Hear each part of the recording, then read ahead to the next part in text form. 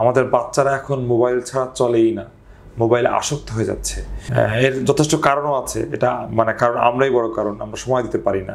তো এই যে মোবাইলের প্রতি আসক্ত হচ্ছে, এর আসলে প্রভাব কতটুকু বাচ্চাদের প্রতি?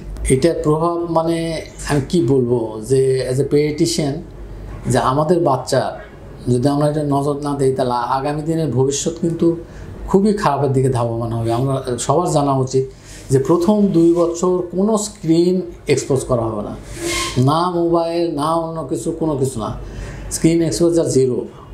এটা ওয়ার্ল্ড ওয়াইড অ্যাকসেপ্টেবল, যেটা আমরা অ্যালাউ করবো না। তাহলে 2 বছরের মধ্যে স্ক্রিন এক্সপোজ করা হবে না। 2 বছর থেকে সাধারণত 4 বছর পর্যন্ত, কেউ 5 বছর পর্যন্ত বলে যে 1 ঘন্টা দিনে 24 ঘন্টা 1 ঘন্টা। 5 বছরের পরে লিমিটেড এডুকেশনাল পারপাস বা ওগুলো ইয়েতে আমরা স্ক্রিন এক্সপোজ করতে পারবো।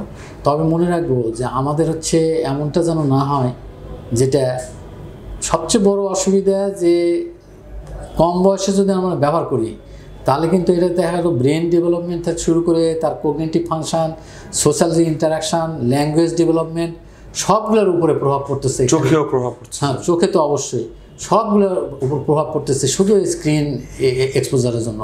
তাহলে প্রথম দিকে কিন্তু আমি দিয়ে এই সর্বনাশ আমি করবো না বাচ্চাকে, যে তার কথা বুঝতে পারবে না এবং যেটা দেখবে সেরকম ল্যাঙ্গুয়েজ।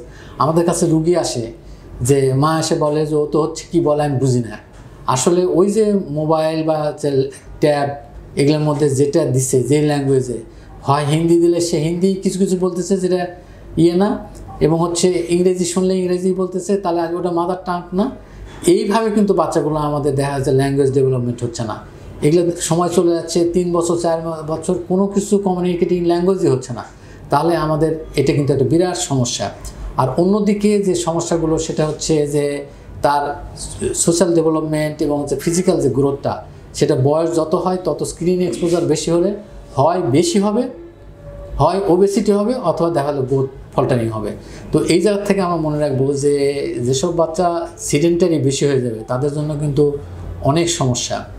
এখন সমস্যা ওবেসিটি হয়ে যাওয়া এবং মেন্টাল ফ্যাকাল্টিটা ঠিকমতো ডেভেলপ না হওয়া।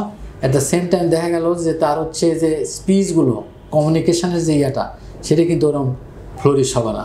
স্যার রিসেন্টলি স্যার আমি একটা কেস পেয়েছি যে বাচ্চাটা কথা বলা শিখছিল, এরপরে মা অনলাইনে কাজ করে, সময় দিতে পারে না, বাচ্চা স্ক্রিন টাইম অনেক বেশি, এরপরে ধীরে ধীরে সে টোটাল কথা বলা অফ করে দিল, এখন তার স্পিচ থেরাপি দেওয়া লাগছে।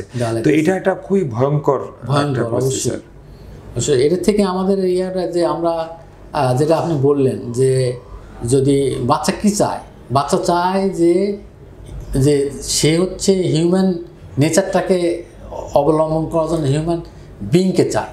মানে আমি ফাদার হিসেবে, মাদার হিসেবে যেই হোক, তারা যেন সময় দেয়, তাদেরকে অনুকরণ করবে, এটাই তার শেখায়, এটাই তার স্ক্রিন টাইম। সে যেটা দেখলো এটাই স্ক্রিন টাইম। মানে সরাসরি আমি screen time in the sense বলতেছি যে হিউম্যান বিংয়ের যে ছবিটা, এটা সে দেখুক, এটা সে কীভাবে মুখ না হচ্ছে এটা সে থেকে শিখুক, ওখান থেকে উচ্চারণ হচ্ছে সেই জিনিসটা শিখুক, তার জেস্চার পশ্চাৎ সবগুলো শিখুক।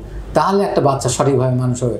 মোবাইল বা অন্য কোনো কিছু স্ক্রিন এক্সপোজার করলে কিন্তু ওগুলোর থেকে ডিভোট হয়ে যাবে এবং দেখা যাবে বাচ্চার আসল যে গ্রোথটা সেটা কিন্তু হবে না।